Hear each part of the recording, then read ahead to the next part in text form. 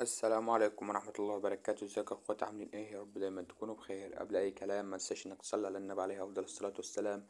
الدعم الايجابي لاخواتنا الفلسطينيين، اللهم كل معاونا ونصير. طيب يا صديقي، معانا شرح النهاردة عن طريقة عمل ارقام للواتساب وللتليجرام بكل سهولة. فلو اول مرة تشوفني ما تنساش تعمل بلايك وكومنت واشتراك عشان عشان نوصل لاكبر عدد ممكن من اخواتنا يعني، ونوصل ان شاء الله ل5000 اخ واخت. تمام، يلا بينا على الشرح. مبدئيا كده هتبدأ تدخل على اللي هو ايه قناة التليجرام اللي انا كنت سايبها لك في الوصف. هكون سايب لك لينكها في الوصف. طب هتلاقيني سايب لك قناة التليجرام دي اللي انا بنزل فيها كل التحديثات وكل حاجة بنزلها فيها. طبعا هتلاقيني امبارح اهوت انا مفعل اصلا النمبر اللي هو اليمن اللي هو بطريقة النهاردة. طبعا انا عايزك تركز معايا لان اقسم بالله طريقة النهاردة هخليك تفعل ارقام تلي حاجة جمدان اقسم بالله. تمام، اول حاجة كده ده البوت اللي احنا هنشتغل عليه. طبعا ده البوت اللي احنا هنفعل منه. طبعا زي ما انت شايف انا مفعل الرقم بكل سهولة. تمام، هتعمل ستارت كده في البوت. طبعا يظهر ان هو يبدأ يجيب لك اسمه ده الدول دي كلها. عندك هنا طبعا الكويت وروسيا وطاجيكستان واليمن واوغندا والسنغال اهي، وعندك طبعا دول كتير. تمام، وعندك هنا رومانيا بتفعل تليجرام اقسم بالله. طبعا احنا لو دخلنا كده على البوت، طبعا دي قناة التفعيلات هتلاقي لها حد منفعل افغانستاني ورومانيا بص يعني اقسم بالله رومانيا دي شغالة بص حاجة نار. تمام، احنا هنبدأ كده. طبعا مثلا لو خدنا رقم افغانستاني هيبدأ ان هو يحمل معاك كده وبعدين يجيب لك 50 رقم.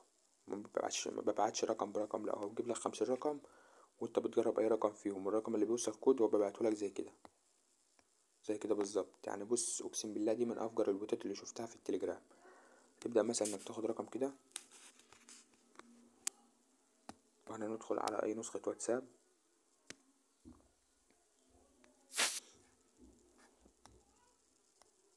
وطبعا انتظرونا الفيديو الجاي لان هنزل لكم ثغرة اسمه ده قصدي اسف نسخة واتساب جمدان اقسم بالله. هتبقى نسخة هتكسر المجال زي النسخة اللي قبلها.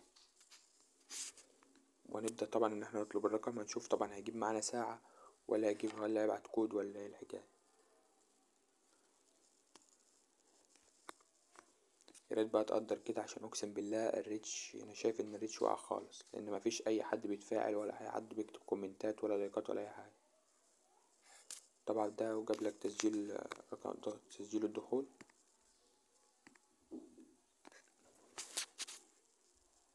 طب انت مثلا لو عايز تغير الرقم تغير الدولة مثلا تعمل تشينج كانتري دي. وطبعا بعدها مثلا هتطلب اليمن هيجيب لك برضو 50 رقم وانت تجرب اي دولة اي رقم والكود اللي هيوصل ابعتهولك. طيب ممكن اللي التوفيق من ربنا وما فعلش رقم في الفيديو عشان بس الناس اللي بتقعد تلقح في التعليقات وتقعد تقول لك انت ما فعلتش رقم والكلام ده كله. اللي انا هنزل لكم الاثباتات في قناة التليجرام وهي الناس اللي بتفعل بنفسها مش انا. طبعا احنا هنطلب كود كده على دولة اليمن.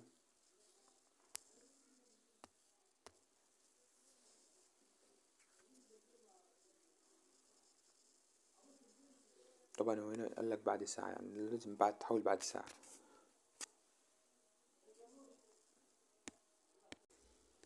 طيب تمام، انت بقى تفضل تجرب. انت معاك اكتر من 50 رقم فاكيد يعني ارقام هتشتغل عشان ما تطولش عليك في الفيديو. بس كده نكون وصلنا لنهاية شرح النهاردة. ما تنساش تعمل لايك واشتراك وكومنت عشان اقسم بالله الكومنتات دي اكتر حاجة بتدعمني. واشوفك الفيديو الجاي يا عمر. سلام.